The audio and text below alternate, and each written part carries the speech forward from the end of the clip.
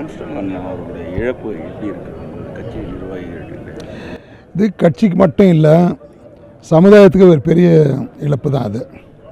காரணம் என்ன பார்க்குறீங்களே, நீங்கள் எல்லா கட்சியிலேருந்து வந்திருக்கிறாங்க, பொதுமக்கள் வந்திருக்கிறாங்க, அமைப்புலேருந்து வந்திருக்கிறாங்க. சாதாரணமாக ஒரு அமைப்பை கண்டால் இன்னொரு அமைப்பு லீடருக்கு ஆகிறதில்ல, ஒரு கட்சியில் இருக்கிற லீடரை கண்டால் இன்னொரு கட்சி பொறுப்பாளருக்கு ஆகிறது பயங்கர வெறி இருக்கும். இங்கே பாருங்கள், இது ஒரு எப்படி இதுன்னு பார்த்தீங்கன்னா ஒரு பெரிய ஒரு அன்பு கோட்டையை கட்டியிருந்தார் அவர்.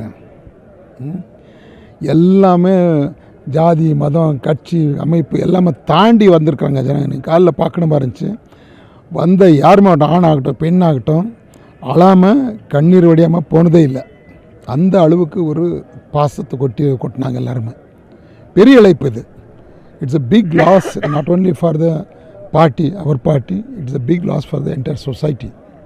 ஒரு சமத்துவத்தை வளர்த்த ஒரு தலைவர். நிச்சயமாக இறந்துட்டாங்க. அடுத்த கட்டமாக நம்மளுடைய மாநிலத்தில் என்ன நடவடிக்கை எடுக்குது? மாயாவதி மேடம் இன்னைக்கு வந்தாங்க. ஆமாம், அவங்க சொன்னது இதுதான். இப்போது இது நீங்கள் யார் இப்போ சரண்டர் இருக்காங்க, அவங்க நிச்சயமாக உண்மையான குற்றவாளிகளாக இருக்க மாட்டாங்க. அவங்க இதில் உண்மையான குற்றவாளிகளை கண்டுபிடிக்கணும். அப்புறம் இதுக்கு பின்னால் அவங்கள தூண்டி விட்டவங்க யார்? இது ஒரு பெரிய கான்ஸ்பிரசி. இது அவங்களையும் நீங்கள் கண்டுபிடிச்சி அவங்கள நீங்கள் உடனடியாக நடவடிக்கை எடுக்கணும்.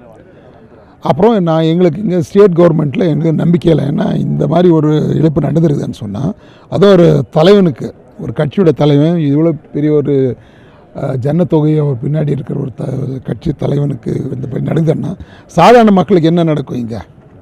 அப்போ இங்கே லா அண்ட் ஆர்டர் தான் ஃபெயிலாக இருக்குது, கவர்மெண்ட் ஃபெயிலாக இருக்குது. அதனால் இந்த கவர்மெண்ட் மேலே எங்களுக்கு நம்பிக்கை இல்லை. சரி, இதை வந்துட்டு சிபிஐக்கு இதை ஒப்படைக்கணும், அப்போ தான் எங்கள் நியாயம் கிடைக்கணும்னு நம்புகிறேன் தான் சொன்னாங்க. அவங்க உங்ககிட்ட தனிப்பட்ட முறையில் பேசிக்கிட்டு இருந்தாங்க. அதான் சொன்னாங்க, இப்போ நீங்கள் இங்கேருந்து எல்லாமே இதை பார்த்துக்கணும். அது மட்டும் இல்லை, நான் மறுபடியும் என்ன, நான் முதல்ல ஒரு 7 வருஷமாக இங்கே ஸ்டேட் கோஆர்டினேட்டராக இருந்தேன். இப்போ இந்த மாதிரி ஒரு பெரிய வேக்யூம் இங்கே உருவாயிருக்கு.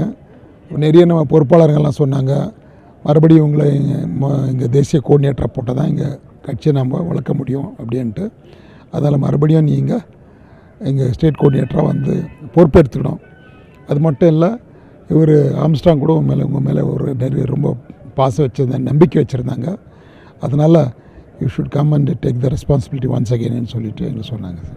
அவங்க மனைவி கிட்டே பேசும்போது நீங்களும் அறிவில் அதான் இருந்தவங்க சொன்னாங்க, அவங்க உங்கள் வேதனை எனக்கு அதில் எங்களுக்கு நாங்கள் பங்கு எடுத்துக்கிறோம். I also equally feel sorry for him, sorry for you and sorry for the big loss we suffered. அதனால் இந்த வேதனையில் நான் உங்களோட இருக்கிறேன். நான் அது மட்டும் இல்லை, இந்த வேதனையை தாங்கிறதுக்கு அந்த இயற்கை உங்களுக்கு சக்தி கொடுக்கட்டும். அப்புறம் அதே போல் கவர்மெண்ட் இந்த மாதிரி ஒரு பெரிய சம்பவம் நடந்திருக்கிறதுனால காம்பன்சேஷன் கொடுக்கணும். அடுத்தது இந்த குடும்பம் பயந்துருக்குது, அதனால் உங்களுக்கு ப்ரொடெக்ஷன் கொடுக்க என்ன வேணுமோ அதை நான் ஸ்டேட் கவர்மெண்ட்டுக்கு நான் ஃபோர்ஸ் பண்ணுறேன். அங்கே நிறைய பேருங்கெல்லாம் எம்பியெல்லாம் வராங்க டெல்லியில், அவங்களுக்கு நான் சொல்கிறேன்னு சொல்லியிருக்காங்க. அவங்க மேலே நான் ஐ இன்சிஸ்டன்ட் சொல்லியிருக்காங்க. இப்போ இந்த இடத்துல என்ன பண்ண போகிறீங்கன்னா, அவர் ஆம்ஸ்ட்ராங் மணிமண்டபம் கட்ட போகிறோமா? ஆமாம், மணிமண்டபம் இதெல்லாம் இப்போ கட்சி பொறுப்பாளர்களுக்கு முடிவு எடுக்கிறாங்க அவங்க. நிச்சயமாக இது ஒரு பெரிய நினைவு இடமாக மாறும். இது இவ்வளோ தூரத்தில் தமிழ்நாட்டில் இது சென்னையோட ஒரு 25 கிலோமீட்டர் தூரம் இருந்தாலும் இது நிச்சயமாக இங்கே வந்து இது பெரிய ஒரு டூரிஸ்ட் பிளேஸாக மாறும். அதாவது நிறைவு இடமாக மாறும். இது எப்படி இங்கே பாபா சாஹேப் அம்பேத்கர்து இதில் பாம்பேயில் இடம் இருக்குதோ சைத்திய பூமி, அதே மாதிரி இதுவும் ஒரு சைத்திய பூமியாக மாறும்ன்ற எங்கள் நம்பிக்கை எங்களுக்கு இருக்குது. ஏன்னா இந்த ஜனம் வந்திருக்கிறத பார்த்தா இது ஒரு என்ன சொல்கிறது, இந்த இதில் நம்ம இந்த நிறைய என்னது பெரிய பெரிய மகான்க சயின்ஸு அவங்க இறந்த பிறகு அது வந்து அது ஒரு புனிதமான ஒரு இடமாக மாறிடுது, அந்த இடமா மாறுது. அப்படி தான் அது மாறும் என்றது எங்களுக்கு தோணுது. அதுக்கு தகுந்த மாதிரி அவருக்கு மரியாதை நாங்கள் செலுத்துகிறோம். ஜனங்கள் கூட அது மாதிரி அதை ஏற்றுக்கிற மாதிரி பண்ணுறோம். நாங்கள் அவர் பிறந்த இடத்துல அவர் அடக்கம் பண்ணணுன்னு அவங்க மனைவி குடும்பத்தார் நீங்கள் எல்லாருமே போராடினீங்க. நாங்கள் அடக்கம் பண்ண முடியாது, உங்களுக்கு வருத்தத்தை உண்டாக்குதா? அது வருத்தம் பட முடியுது. ஏன்னா நம்ம பொதுமக்கள் அது மாதிரி அரசாங்கத்து சட்டம் இதெல்லாம் நம்ம கவனிக்கணும் இல்லைங்களா. அது ரெசிடென்ஷியல் ஏரியாவில் சாதாரணமாக அங்கே பர்மிஷன் கொடுக்க மாட்டாங்க. அப்புறம் வெளியில் நமக்கு எவ்வளோ தான் அங்கே தான் பண்ணணும்னு ஆசை இருந்தாலும் மற்றவங்களாம் அவங்கள என்ன ஃபீல் பண்ணுறாங்க, நம்ம வாழ்கிற இடத்துல ஒரு இங்கே ஒரு கலர் இருக்குதுன்னு சொன்னோம், ஒரு சுடுகாடு இருக்குதுன்னா ஒரு மாதிரி அவங்களுக்கு ஒரு பயமாக இருக்கும். அதுவும் இல்லாமல் பேசுங்க அதுவும் இல்லாமல் அது அதே இடத்துல தான் அந்த ஒரு உயிரிழப்பு ஆகிருக்குது. அதனால் அவங்களுக்கு ஒரு ஆதங்கம் இருக்கும். We should respect their sentiments and feelings. அதனால் அதை நாங்கள் ஏற்றுக்கிறோம். அதை மாயாவதி மேடம் உங்கள் கட்சி நிர்வாகிகளுக்கு அறிவுரை சொன்னால் எல்லாருமே அமைதியாக இருக்கும். ஆமாம் ஆமாம் அப்படின்னு சொன்னாங்க. நம்ம தொண்டர்களுடைய உங்களுடைய கட்சி நிர்வாகிகளுடைய மனநிலை எப்படி இருக்குது? அவங்களுக்கு கண்டிப்பாக நீங்கள் நேற்றுலாம் நீங்கள் கவனிச்சிருப்பீங்க, சில பேர் வந்து நமக்கு பள்ளி அடிக்கடி அப்படின்னு எல்லாம் சத்தம் போட்டு இருந்தாங்க. அங்கே அமைதியாக நடந்துன்னு எல்லாம் உட்காந்துருந்தாலும் சில பேர் அது மோஸ்ட்லி அவங்களாம் அவுட் சைடர்ஸ் தான் எனக்கு தோணுது இல்லைங்களா. அவங்க கட்சி பொறுப்பாளர் நிச்சயமாக இருக்க முடியும். ஏன்னா பிஎஸ்பி கட்சி பொறுப்பாளர் ரொம்ப டிசிப்ளின்டு. அப்புறம் இவரும் அதே மாதிரி தான் வளர்த்துருந்தார். அவர்களை படிப்படியாக சொல்லுவார், நம்ம எந்த காரணத்தும் நம்ம லா அண்ட் ஆர்டர் நம்ம கைக்கு எடுத்துக்கக்கூடாது, சட்டத்தை நம்ம கைக்கு எடுக்கக்கூடாதுன்னு சொல்லுவாங்க. அப்படி தான் வளர்ந்தாங்க எல்லாருமே.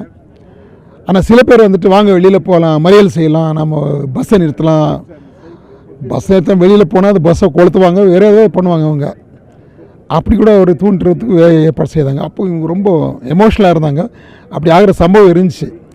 ஆனால் உடனே சில பேர் அங்கே வந்து தலைமை தாங்கி நம்ம நிறைய சீனியர்ஸ்லாம் வந்து அது நம்முடைய முறை கிடையாது, நம்ம அப்படி செய்யக்கூடாது அப்படின்னா சொன்னாங்க. இன்றைக்கி நிறைய பேர் சொன்னாங்க, நாங்கள் அதை பழிக்கு பழி வாங்குவோம், அவனை யார் வெட்டினானோ அவன் வெட்டோம் அப்படியெல்லாம் பேசுவாங்க.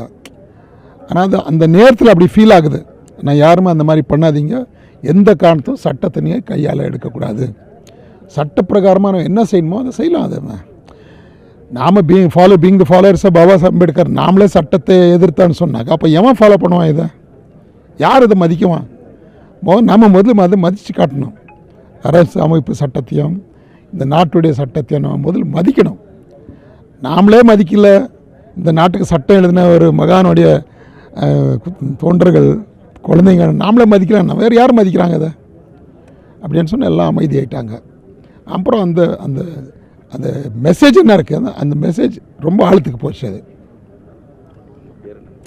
என் பேர் Gopinath, state coordinator of Tamil Nadu. இது வரைக்கும் நான் கர்நாடகா கேரளாலாம் இருந்தேன். இப்போது இங்கே இன்னிலிருந்து தமிழ்நாடு ஸ்டேட் கோஆர்டினேட்டராக நான் அப்பாயிண்ட் ஆகியிருக்கிறேன்.